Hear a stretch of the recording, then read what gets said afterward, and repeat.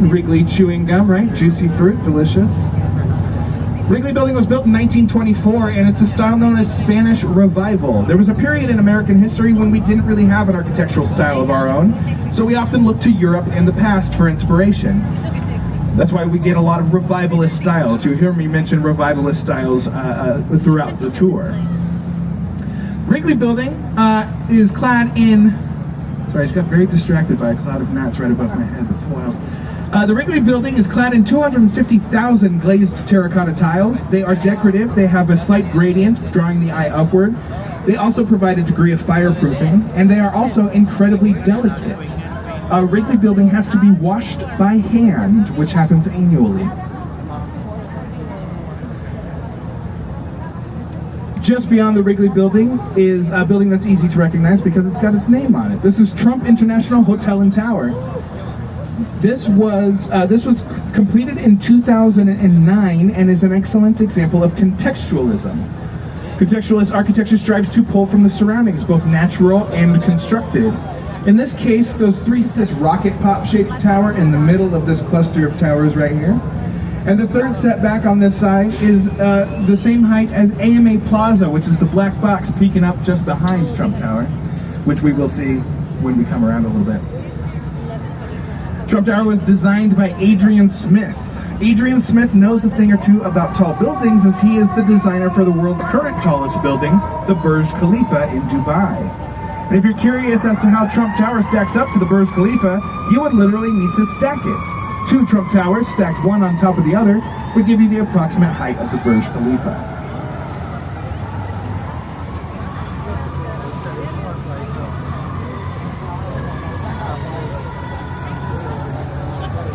Of Marina City.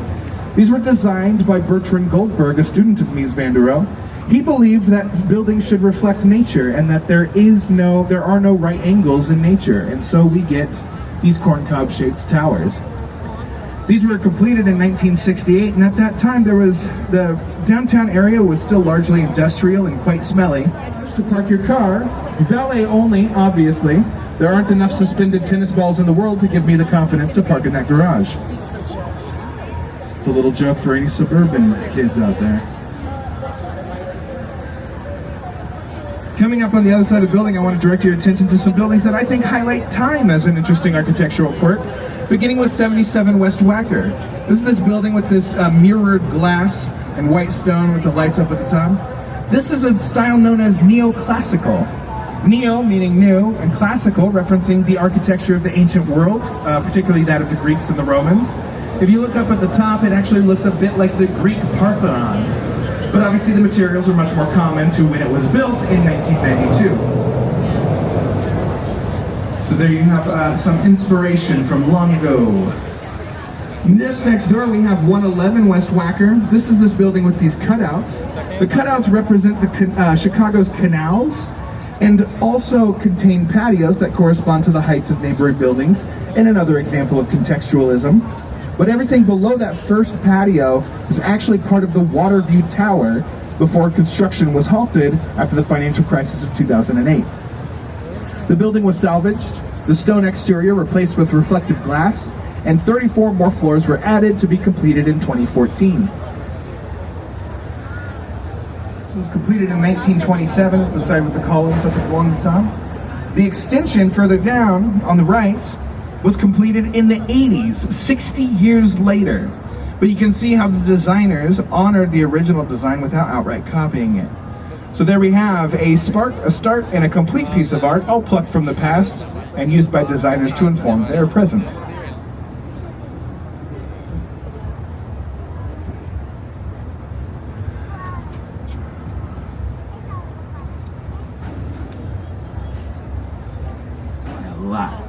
The Wells Street Bridge is a double-deck bridge with the top deck serving our L trains, called L trains because the platforms are elevated. So if you happen to be visiting, keep your camera at the ready because there's no more Chicago a picture than catching the train crossing the river.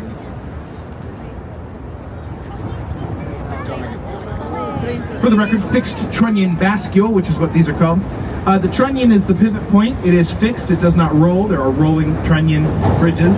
And bascule basically comes from a French word meaning seesaw, which is an indication of how they move. Coming up on the other side of the bridge, it's hard to see this building. This is Merchandise Mart. I joke. It's a 2.5-acre facade. You should be able to pretty clearly see. I told you about the trains, and then I expect you to pay attention to me when they go by. Fool me, fool me. Merchandise Mart on your right. It's got a 2.5-acre facade. It was built in 1930 and was the largest building in the world for 13 years until the completion of the Pentagon in 1943. It's an example of Art Deco architecture with long vertical lines, deep inset windows to enhance that verticality, and geometric ornamentation. If you look towards the top and towards the bottom here, you can see those chevron and diamond patterns, very geometric. Art Deco came to represent the optimism and opulence of the 1920s. Merchandise Mart has 7.5 miles of hallways, 4.2 million square feet of office space, has its own L stop, and up until 2008, it was incorporated in 1833 as a wilderness outpost. Over the following 70 years, the population would expand to 1.7 million people, making Chicago one of the fastest growing cities in history. Wolf Point is the site of many firsts for Chicago, including the first hotel, the first church, and the first theater company. It's also the location of the first tavern, the appropriately named Wolf Point Tavern, which was located on the West Bank, right about where that red sculpture sits. That sculpture, by the way, is called Constellation. It was designed by Spanish architect and sculptor Santiago Calatrava.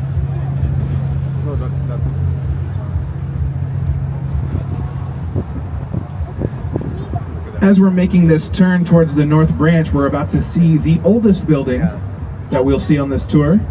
It's this red brick building, this very boxy brick building. It's called Fulton House, and it was completed in 1898 as a cold storage facility. Between the Civil War and the 1920s, Chicago was the center of meat production in the U.S. Barges of meat would come up from the Union stockyards to the south to be frozen in buildings like Fulton House before being loaded onto refrigerated train cars and shipped across the country. After decades of antitrust actions to decentralize meat production in the U.S., Fulton House was closed. Just coming into view are the river cottages. These were also designed by Harry Weiss, completed in 1988. Harry Weiss was an avid sailor, and you can see some of that influence in some of the porthole style windows, both here on Fulton House at the top and on the river cottages over there. Triangles also pop up frequently in Harry Weiss's work, and it's said to be inspired by the sails of his boats. For those of you about that riverfront life, you may be interested to know that the third townhome from the left of the river cottages was last sold in 2015 for $2.25 million. Nowadays. It was cold storage. In the 18 something. Now it became an apartment. This is the Coming up on your right is this sort of industrial, sort of warehouse-looking building with windows. Just beyond this bridge. This is the East Bank Club. It's a high-end fitness center whose past membership includes Barack Obama, Oprah Winfrey, and Billy illustrating the changing attitudes about riverside living in Chicago. Now at that price point, you certainly don't want somebody screaming into your living room. So I'm gonna hop off the mic while we turn around to head towards the South Branch. You know, it's a crowded boat, so I probably won't actually...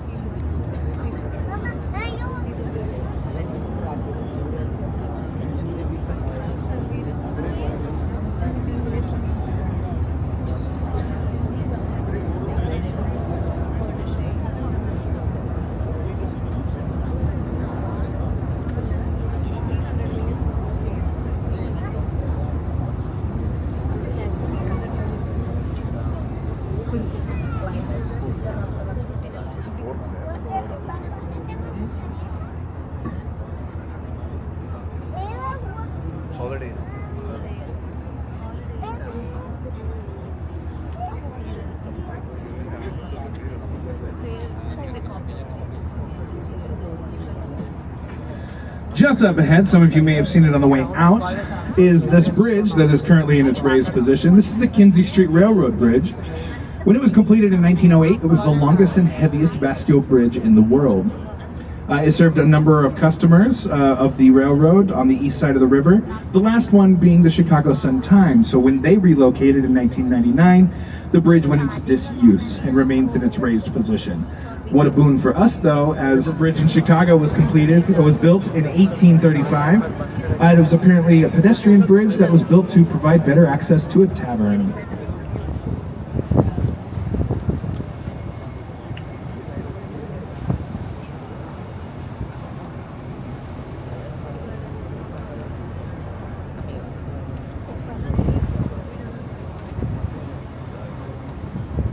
Directly ahead of us across Wolf Point, it will be passing us on our right, but right now it's kind of directly in front of us. This is a building with a very narrow footprint that takes up only 20% of the plot that it's on. Looks like an arrow driven into the ground. Some folks compare it to a tuning fork, others compare it to a pencil. I think it looks exactly like a Pilot Vanishing Point fountain pen. It's a very specific and niche thing, but it's uncanny, trust me. 150 North Riverside, the reason for its interesting shape is because of the limitations of the land on which it sits. The back 2/3 of the lot have active underground railroad lines, and the front part is subject to a zoning rule that requires 30-foot setbacks in new construction to maintain public access to the riverfront, or to the riverfront. So the designers of this building, the architects, Getch Partners, worked with a structural engineering firm out of Seattle, Washington, to create this design that redirects the load of the building onto a strong central core. Now, one of the major challenges when you're building tall buildings is something called drift. This is the tendency for buildings to sway in high winds at elevation. 150 North Riverside combats this by using something called inertial slosh dampers. There are 12 tanks, 12 concrete. There we are, in the reflection of the windows.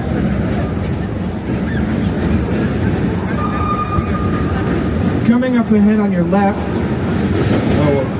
get those photos. We want to get those photos, come on. I'm not going to stop you from that. Coming up on your left is the Bank of America Tower. It's this building with these sort of steel tripod legs out front. That's their solution to that 30-foot setback requirement. Those tripod legs vault that third floor into the air, maintaining public access to the riverfront on the beneath it. Bank of America Tower cost $800 million to build. That is a lot of overdraft fees. And being that it was completed in 2020 means that they were actually able to incorporate technologies that proved beneficial during the pandemic, including antimicrobial surfaces, advanced filtration technologies, and an app-controlled elevator so that you don't have to press the shared buttons.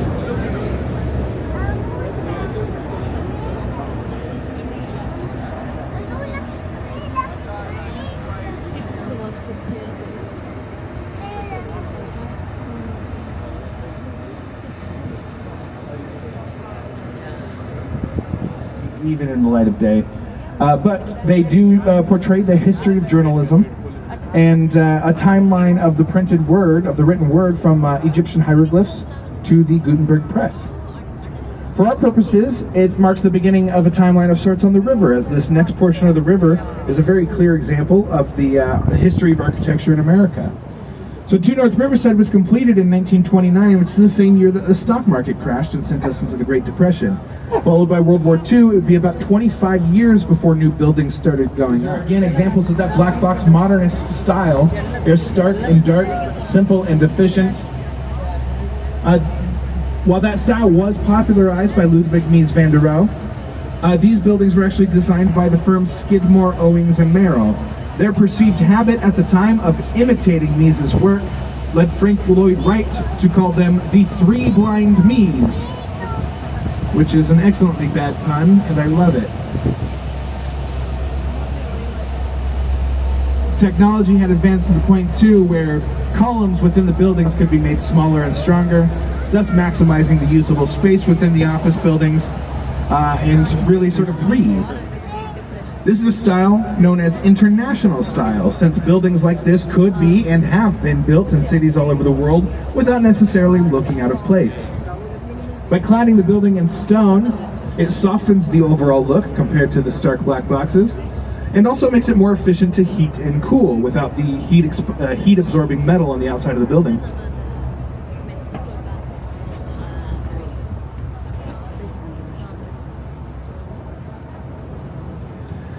Just beyond Gateway Center 3, we leave behind the modernist styles of the 50s, 60s, and 70s, and we see an early example of contextualism with Gateway Center number 4.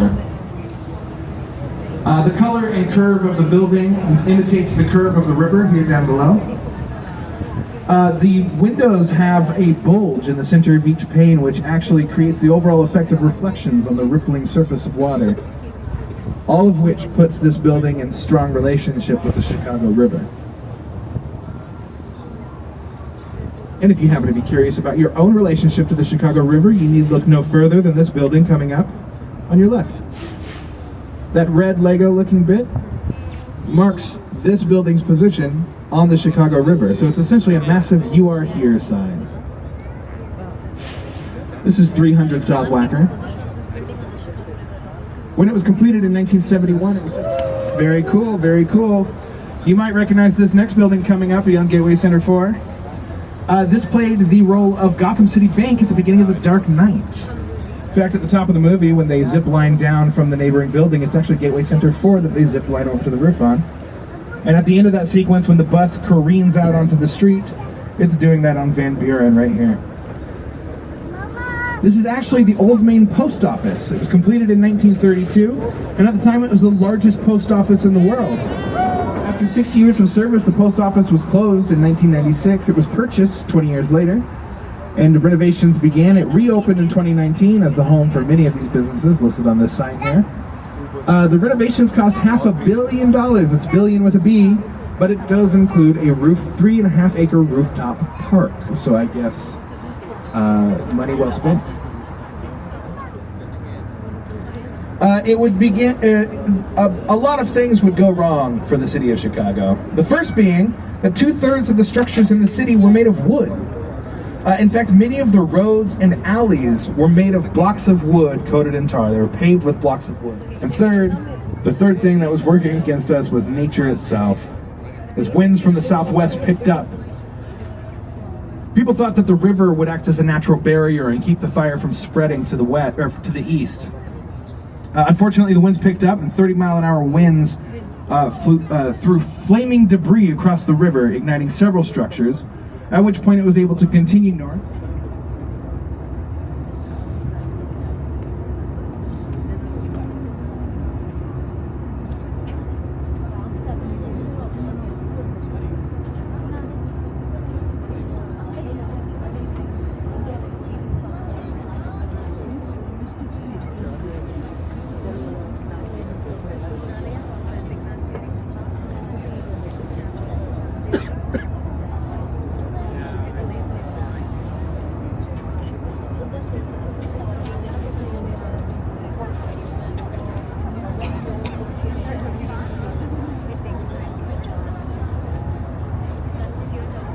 Designed in a Beaux Arts style, B-E-A-U-X Arts style, which again is a revivalist style, emphasized the grandiosity of European architecture.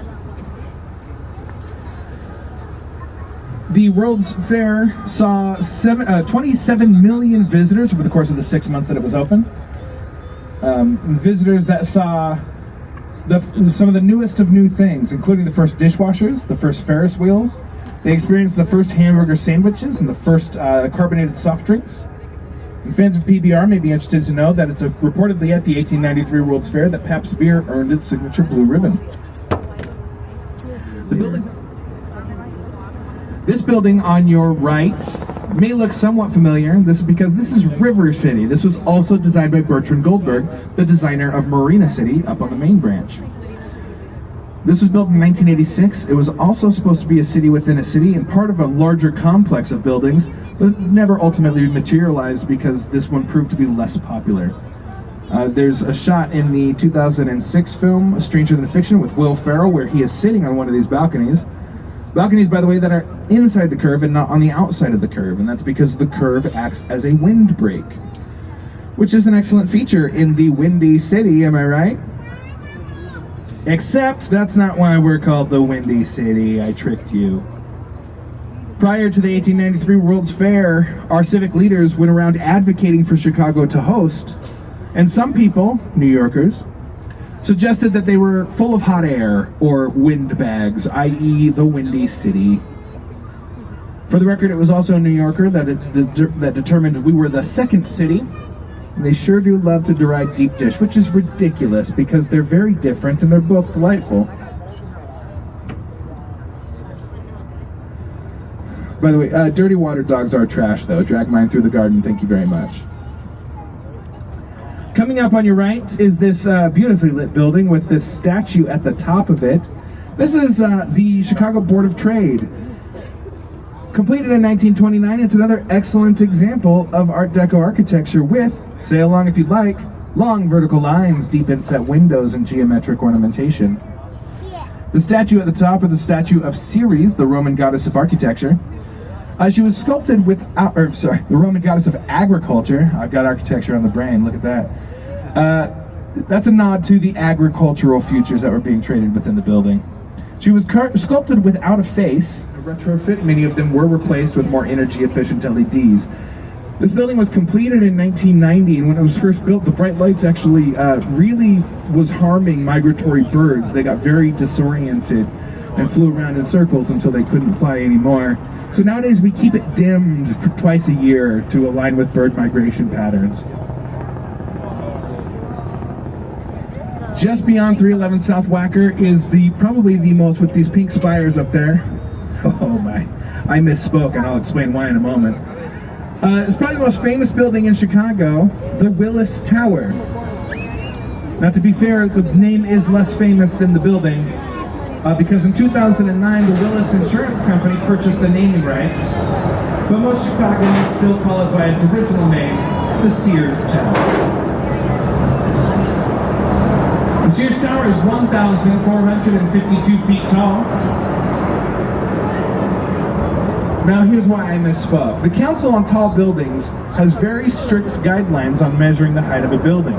The height of a building is defined as the distance between the threshold all bundled together at the base. 2 of the columns go up to the 50th floor, 2 to the 66th, 3 go up to the 90th floor, and 2 go up to the 110th. This method of bundled tubes helps to provide structure to the entire building, and it was developed by an architect and structural engineer, Dr. Fazlur Khan, Bengali-born structural engineer and architect. The Sears Tower. By wedging his hands around the windows, he was able to climb the entire tower in 1 hour and 22 minutes.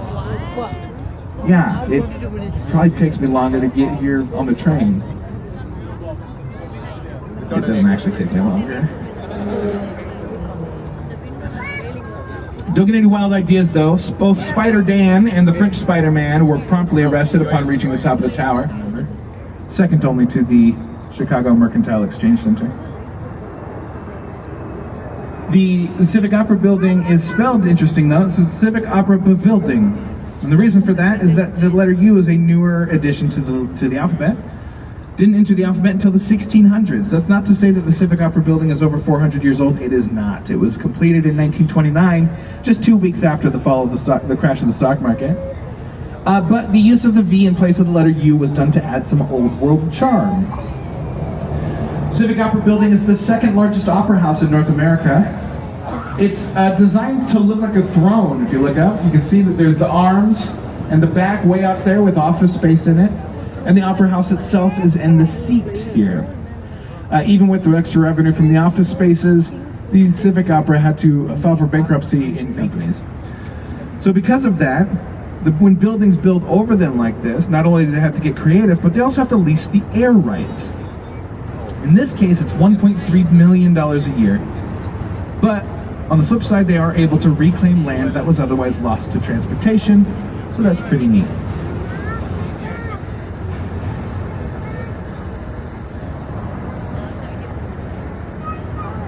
Are we enjoying our evening on the river tonight? Excellent. Well, it's a canal that was dug through a nearby subcontinental divide, which allowed us to reverse gravity and have the river flow back towards the Mississippi rather than out into Lake Michigan. This meant that fewer Chicagoans were getting cholera and typhoid. Not none, but fewer. And it also meant that the city of St. Louis was very unhappy with Chicago.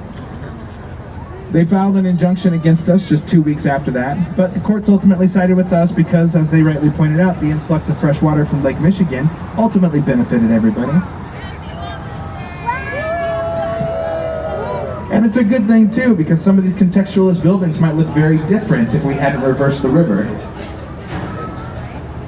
Oh, guard in the mark. I'm gonna go ahead and pause. The Nuveen building was in Ferris Bueller, but it's kind of dark right now. Nobody cares. Let's look at art on the mark.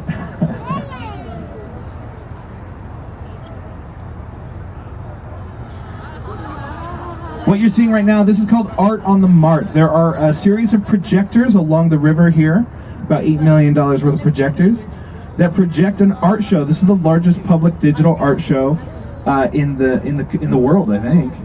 And they project the art directly onto the merchandise mart right here. It happens every night after sundown, between April and December, around 8:30. We just cut the tail end of it. I wasn't sure we would.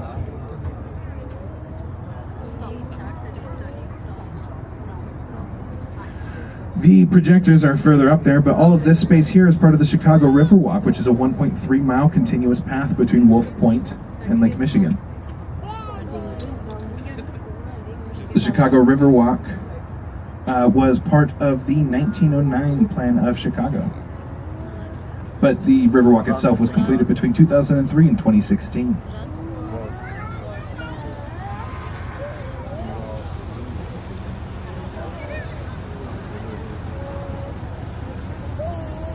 This is a fish living there today. These are the projectors, by the way, in this box here.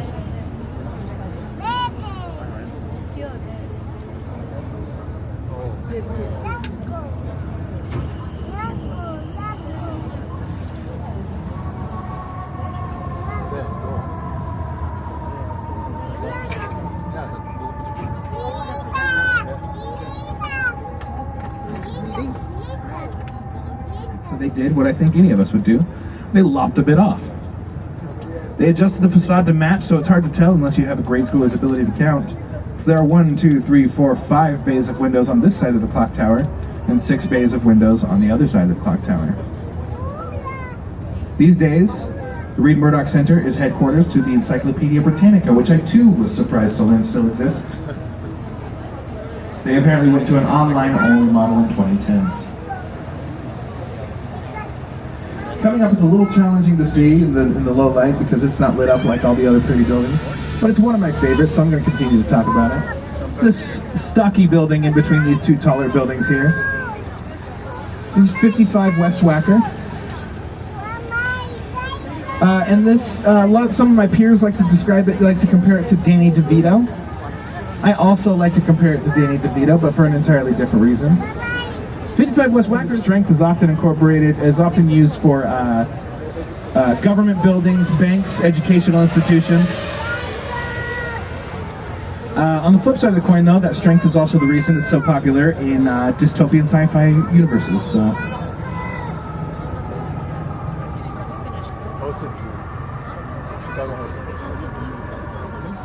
And being that we were amid the Prohibition at the time here in the U.S., it suggested that it was intentionally designed to look like a bottle of champagne. The green terracotta and the real 24-karat gold foil. Right, this is the rocket pop shaped one that I referenced earlier. Its interesting shape is due to a zoning ordinance of 1923, which took away limits on the height of buildings so long as the upper floors did not exceed 25% of the building's footprint. The top floors of Mather Tower are 9 feet across, which makes sense for that European revival style. Notably, though, this is on the location of the original location of Fort Dearborn, which was constructed in 1801 and at the time was the westernmost military outpost. Peeking out here behind the Wrigley building, this is building with the red top there. This is also a French Gothic Revival building.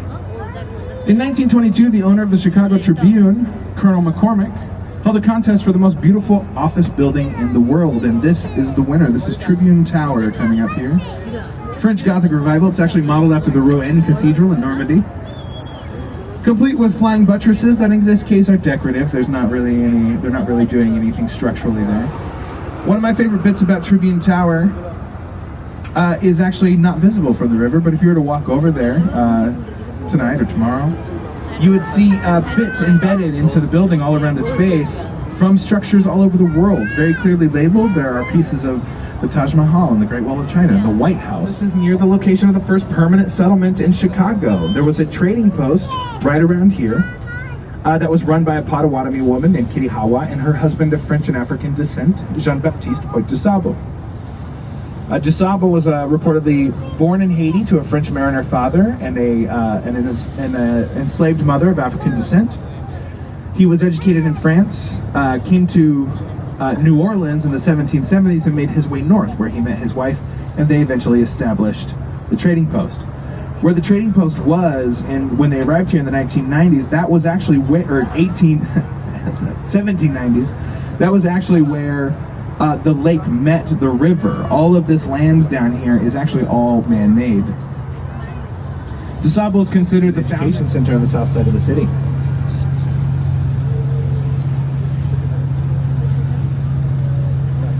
If we look up over here, this building, it says Swiss Hotel on it. It's almost mirror-like when we see it in the daytime.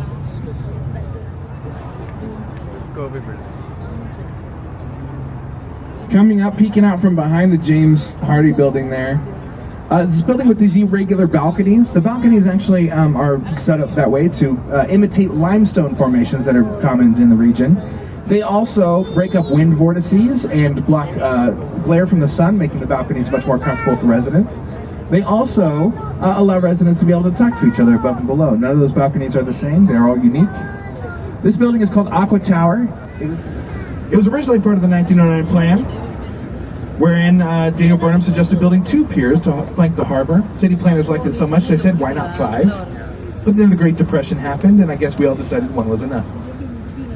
It was renamed in 1927 to honor the Navy personnel that fought in World War I. And in World War II, over 15,000 naval pilots earned their wings here at Navy Pier, including George H.W. Bush earned his wings here at the Navy Pier. It's said that there are upwards of 200 crashed planes in Lake Michigan because of training accidents. At this point, I'm going to take another break, mostly because we're going to get ready to turn the boat around. But I want you guys to not feel like you need to take your attention away from what is one of the nicest views of the skyline here.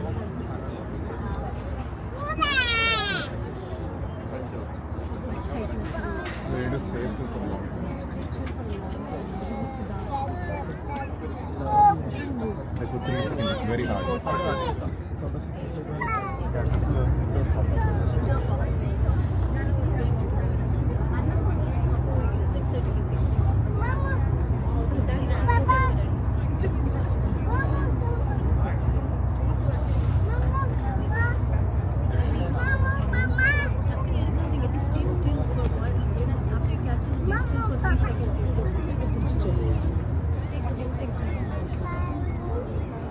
Video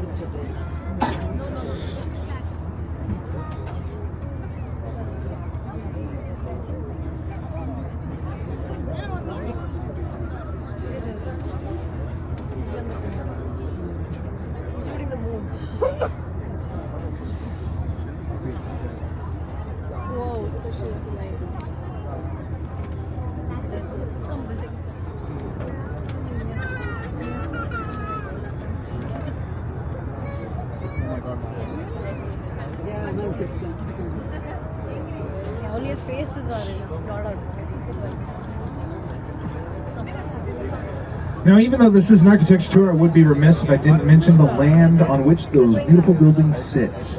Beginning with the Great Lakes themselves. They were formed over 14,000 years ago with a glacial melt, glacier about a mile thick.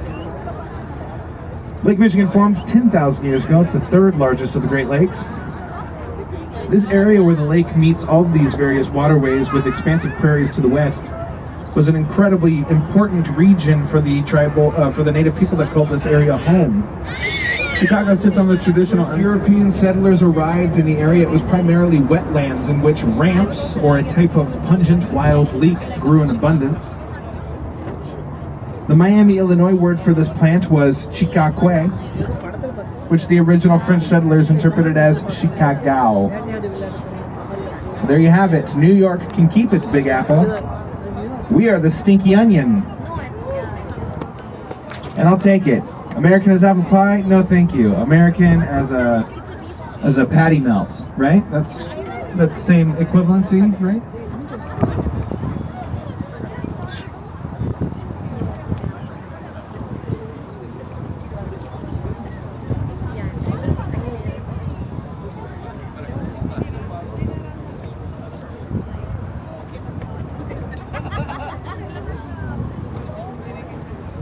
And sit in it. As we come into dock, it can get a little bumpy, and I would hate to see you or your personal property go overboard. Once we do fully dock, I will be the first one off the boat. I'll be waiting at the top of the stairs if you have anything for me, questions, feedback, etc. You leave with 25 new facts about the history and architecture of Chicago. How'd I do? Be honest. You know what? I don't think that's too bad. There's a lot of distractions on this one. You know.